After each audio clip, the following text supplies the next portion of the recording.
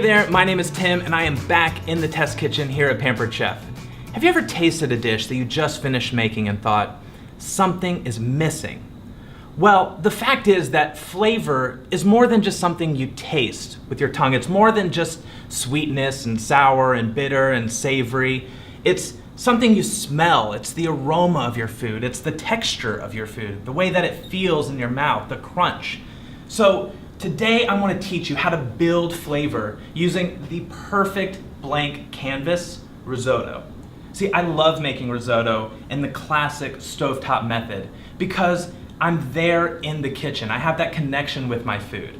There are times when you need that quick and easy no-stir risotto or the risotto that you can make in your quick cooker. But sometimes I just want to hang out in my kitchen. For me, it's my favorite place to be in my house.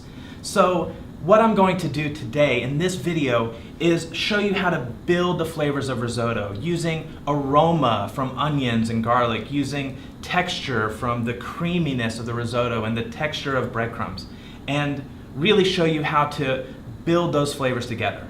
Now, to start building the flavor of my risotto, I'm going to start with aroma, specifically the aroma from an onion and garlic.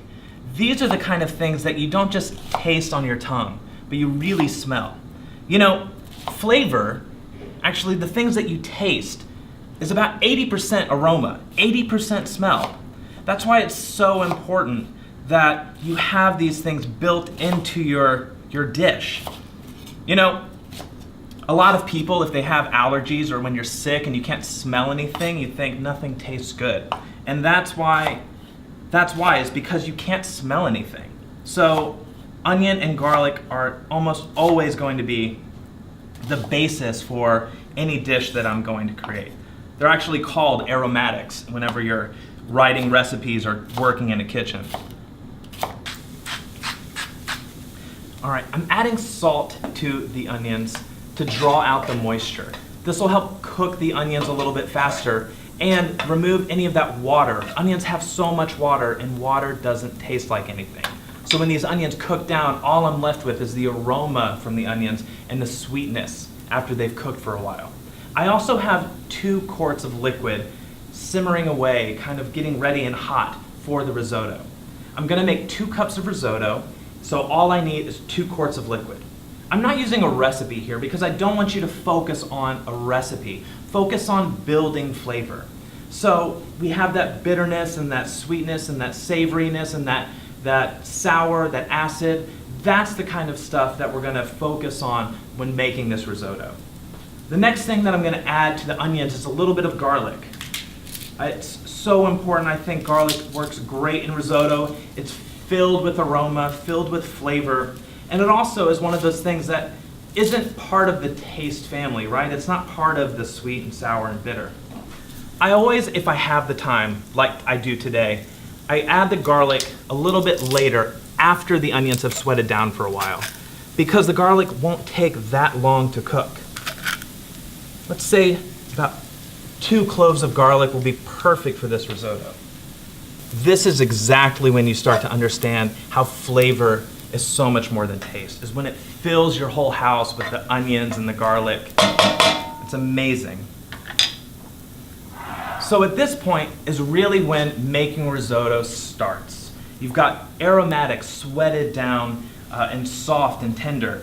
And now we're going to start building even more flavors and adding the rice. I've got about a tablespoon of butter that I'm going to add to this pan. And then I'm going to toast the rice.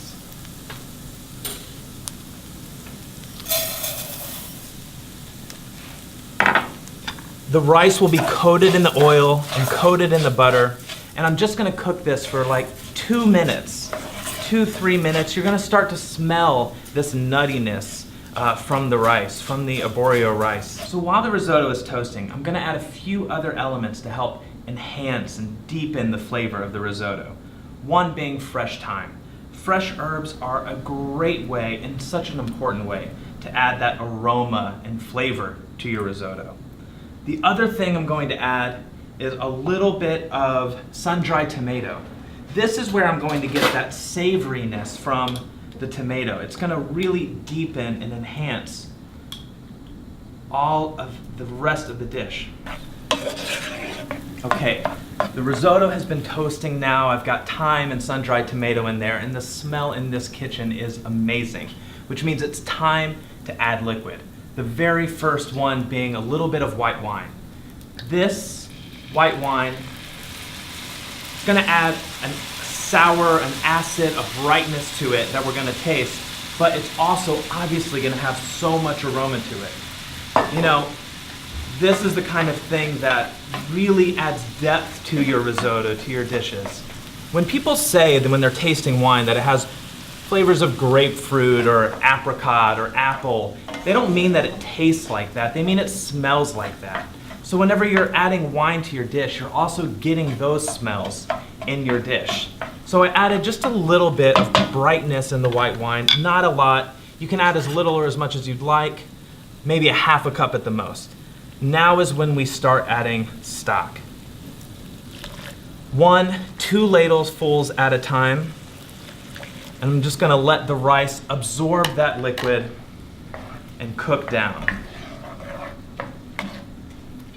This is the best part about risotto, making it on the stove, being in the kitchen, is that you're really connected to your food. You can't really walk away and do something else because you want to be here to stir the risotto, to make it rich and creamy.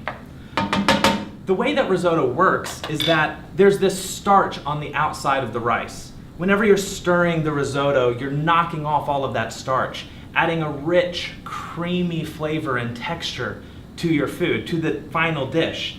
You know, there's a lot of mythology, a lot of fear about making risotto. People think it's super complicated. Every reality cooking television show has risotto as this big, terrifying challenge. But the fact is, it's so simple. The real challenge is building in those flavors, adding that savory, that sweet, that sour, that aroma from thyme and onions and garlic. This, stirring, adding broth, it's really not that scary. It's really not that complicated. And the best part is, you have time. You have time to be in the kitchen.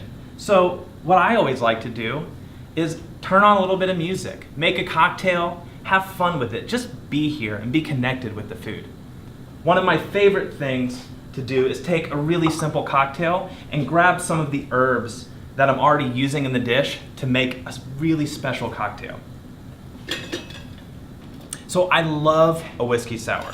It's part of the 2-1-1 family of cocktails. It has 2 parts whiskey, in this case bourbon, 1 part of sweet, simple syrup in this case, and 1 part sour, or lemon juice. So what I love to do is add a little bit of fresh thyme to a whiskey sour. It becomes so much more deep, so much more flavor, so much more aroma to it. And to do that, I add a little bit of fresh thyme to the cup of the shaker, the large cup, and my simple syrup.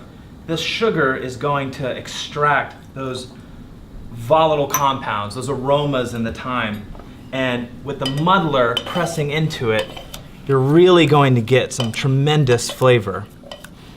And you just do it enough so that you can smell the thyme right where you're standing. It doesn't take that much time. Then we've got 1 part of sour. So for this is going to be lemon juice.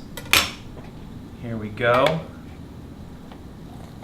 Since I've got a little bit of time in the kitchen, I'm going to do 2 ounces of bourbon, 1 ounce of lemon juice, 1 ounce of simple syrup. And that should get me through a whole recipe, a whole time of making risotto. See, this is the stuff that I love. Just being in the kitchen, stirring a little, making a cocktail for a minute, hanging out and just being here. This is the fun part, right? All right. My 2 parts bourbon. All right. Then come back with some ice, a little for the shaker, some for the glass. Here we go. Beautiful, fresh thyme, whiskey sour.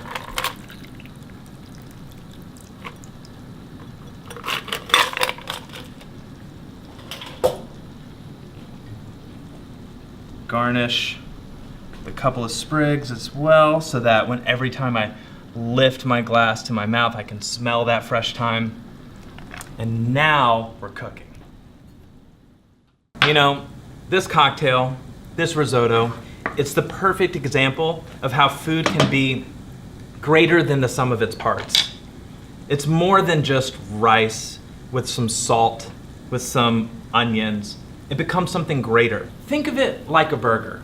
A burger is so much more than just some meat and a bun with condiments in between. It's the meatiness from the burger, but it's also the chew from the bun, the crunch from the lettuce, and that sharpness from a little bit of mustard, the fattiness from the mayonnaise. All of that together is what makes a burger taste great.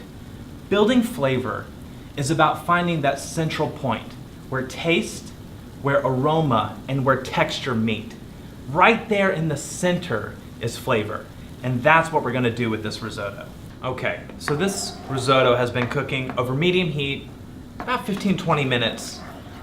And another thing that I love about risotto is that you can taste as you go. So if you're not sure if the risotto is done, just give it a taste. It should be soft with just a little bit of a bite to it.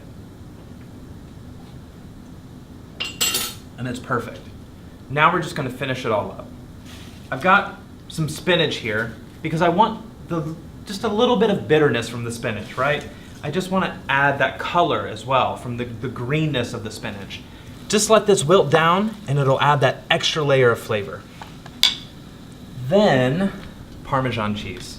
You know, I love a lot of our tools. I get asked the question all the time, what's your favorite tool? My answer is any one that gets people to use ingredients, fresh ingredients, that they might not otherwise. So our graters are perfect because so many people, so often, they resort to pre-shredded cheese, they resort to canned cheese. But having a tool that just makes it easy to add fresh ingredients to your food is so important, and it really, really helps.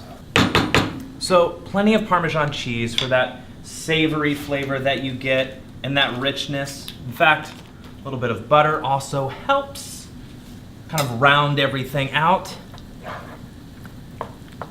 But we don't just want that fattiness, that richness. We want balance, right? So I always use a little bit of lemon zest as well. This is going to add that aroma of the lemon. It'll add a freshness to it as well. You can just finish it right at the very end so that it doesn't cook away, so that it feels that brightness from the lemon.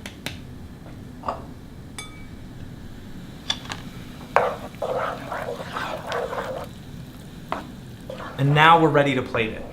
You want the risotto to kind of move like lava when you're stirring it. It's going to be liquid, but still kind of hold a shape. So when you drag your spoon across, the risotto should still come back together. Check that out. So maybe you need a little bit more water if you feel like it's still too stiff, and that's okay. Risotto you can play with, you can manipulate right to the very end just to make sure that it's absolutely perfect. I'm telling you, it's not as scary as you think. It's not as complicated. You've totally got this. Risotto. It's got the bitterness from the spinach, the acid from the wine. It's got the savoriness from the tomatoes and the Parmesan cheese.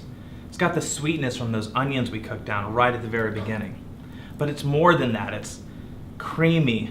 It's rich. In fact, an easy win to add texture is breadcrumbs. This will just add a little bit of crunch when you sprinkle them on right at the end. I've toasted these in the microwave for just a minute with a little bit of butter, a little bit of thyme, a little bit of lemon zest, and whenever someone dips their spoon in, they'll get that tiny bit of crunch. Cooking doesn't just have to be a means to an end. You can enjoy the process. So settle in, get connected to the food that you're making, and maybe make a signature drink just for the occasion, and find a new appreciation for being in the kitchen. If you like this video and you want to see more, subscribe to our YouTube channel and check out the rest of our videos. I'll see you soon.